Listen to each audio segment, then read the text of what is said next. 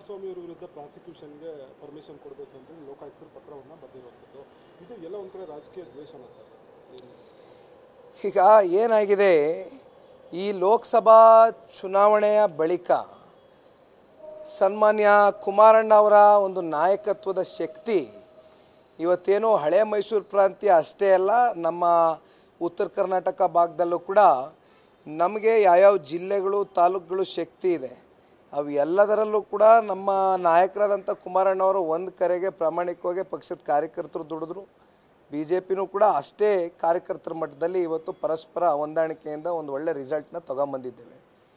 ಇವೆಲ್ಲವನ್ನು ಗಮನದಲ್ಲಿಟ್ಕೊಂಡು ಕಾಂಗ್ರೆಸ್ನ ನಾಯಕರುಗಳಿಗೆ ಬಹುಶಃ ನಿನ್ನೆನೋ ಮೊನ್ನೆನೋ ದೆಹಲಿಗೆ ಹೋಗಿರ್ಬೋದು.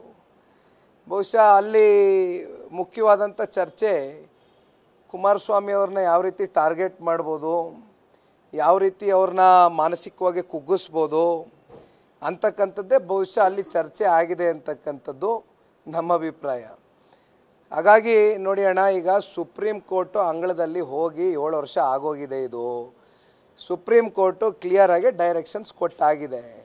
ಲೋಕಾಯುಕ್ತ ಇರ್ಬೋದು, SIT ಇರ್ಬೋದು, 3 ತಿಂಗಳು ಗಡುವು ಕೊಟ್ಟಿದ್ರು. 3 ತಿಂಗಳು ಗಡುವಿನಲ್ಲಿ ಏನಾದರೂ ಒಂದು ವರದಿಯನ್ನು ಕೊಡಿ ಅಂತಕ್ಕಂಥದ್ದು ಕೇಳಿದ್ರು. ಇಲ್ಲಿವರೆಗೂ ಒಂದು ಸ್ಟೇಟಸ್ ರಿಪೋರ್ಟ್ ಮಾಡ್ಕೊಂಡಿದ್ದಾರೆ ಹೊರತುಪಡಿಸಿ ಯಾವುದೇ ರೀತಿಯಾದಂಥ ವರದಿಗಳು ಬಂದಿಲ್ಲ. ಹಾಗಿದ್ರೆ ನಾನು ಕಾಂಗ್ರೆಸ್ ಅವ್ರಿಗೊಂದು ಮಾತು ಕೇಳಲಿಕ್ಕೆ ಇಷ್ಟಪಡ್ತೇನೆ.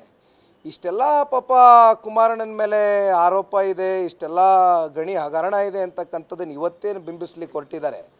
ಹಾಗಾದರೆ 2018ರಲ್ಲಿ ಚುನಾವಣಾ ಫಲಿತಾಂಶ ಬಳಿಕ ಯಾತಕ್ಕೋಸ್ಕರ ಕುಮಾರಣ್ಣ ಮನೆ ಬಾಗಿಲಿಗೆ ಬಂದು ಕುಮಾರಣ್ಣವ್ರನ್ನೇ ಮುಖ್ಯಮಂತ್ರಿ ಮಾಡಲಿಕ್ಕೆ ಕಾಂಗ್ರೆಸ್ನವ್ರು ಯಾಕೆ ಪಾಪ ಸಹಿ ಹಾಕಿದರು? ಅವತ್ತು ಅವ್ರಿಗೆ ಪರಿಜ್ಞಾನ ಇರಲಿಲ್ವೇ? ಅವತ್ತು ಇವೆಲ್ಲವೂ ಕೂಡ ಯಾವುದು ತಲೆನಲ್ಲಿ ಇರಲಿಲ್ವೇ? ಈಗ ಯಾಕೆ ಹೊಸದಾಗಿ ಇವೆಲ್ಲ ಪ್ರಾರಂಭ ಮಾಡಿದ್ದಾರೆ? ಯಾಕೆ ಚರ್ಚೆ ಮಾಡ್ತಾ ಇದ್ದಾರೆ? ಯಾವ ರೀತಿ ಇವತ್ತು ಸಂವಿಧಾನದ ಮುಖ್ಯಸ್ಥರು, ಸಂವಿಧಾನದ ಹೆಡ್ ಅಂತಕ್ಕಂಥದ್ದು ನಾವೇನು ಇವತ್ತು ಭಾವಿಸ್ತೇವೆ, ಇವತ್ತು ಯಾವ್ಯಾವ ರೀತಿ ರಾಜ್ಯಪಾಲರ ವಿರುದ್ಧವಾಗಿ ಪ್ರತಿಭಟನೆಗಳು ಮಾಡಿದ್ರು. ಇದು ಪ್ರಜಾಪ್ರಭುತ್ವ. ಪ್ರತಿಭಟನೆ ಮಾಡ್ತಕ್ಕಂಥದ್ದಕ್ಕೆ ಎಲ್ರಿಗೂ ಕೂಡ ಸ್ವಾತಂತ್ರ್ಯ ಇದೆ. ಆದರೆ ಯಾವ ರೀತಿ ಅವರ ಪ್ರತಿಭಟನೆ ನಡೆಸಿದ್ರು ಅಂತಕ್ಕಂಥದ್ದು ಈ ರಾಜ್ಯದ ಜನತೆ ನೋಡಿದ್ದಾರೆ. ನೀವು ಮಾಧ್ಯಮದಲ್ಲಿ ತೋರಿಸಿದ್ದೀರಿ ಯಾವ ರೀತಿ ಸಂವಿಧಾನಕ್ಕೆ ಗೌರವ ಕೊಡ್ತಾ ಇದ್ದಾರೆ, ಯಾವ ರೀತಿ ರಾಜ್ಯಪಾಲರಿಗೆ ಗೌರವ ಕೊಟ್ಟಿದ್ದಾರೆ. ಇದೇನಿವತ್ತು ಹೊಸದಾಗಿ ಪ್ರಾಸಿಕ್ಯೂಷನ್ನ ಅನುಮತಿ ಕೊಡಬೇಕು ಅಂತಕ್ಕಂಥ ಚರ್ಚೆ ಮಾಡ್ತಾ ಇದ್ದಾರೆ. ಇವೆಲ್ಲವೂ ಕೂಡ ಪ್ರತಿನಿತ್ಯ ಇಡೀ ದೇಶದ ಗಮನವನ್ನು ಸೆಳೆದಿರ್ತಕ್ಕಂಥ ಮೂಡದ ಹಗರಣ.